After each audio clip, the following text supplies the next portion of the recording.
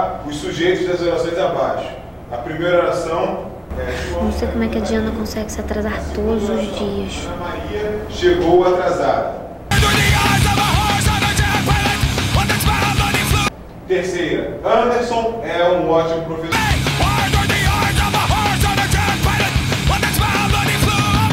Quarta oração, pode entrar.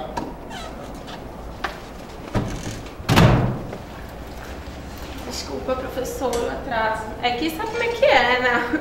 O trânsito no Rio de Janeiro, cedo de manhã, é horrível. Desculpa. Diana, essa é a terceira aula minha que você chega atrasada. Assim não dá. Ai, professor, desculpa. Eu prometo chegar mais cedo na próxima aula, tá? Nossa, todos os dias atrasada, hein? Quando você vai tomar juízo, Diana? Ai, amiga, fala sério, é muito difícil acordar cedo de manhã na nossa cidade. Ontem meu vez estava bombando à noite, você acha mesmo que ia sair pra dormir? Diana, não basta chegar atrasada e ficar conversando, dona Diana. É melhor copiar a matéria do quadro.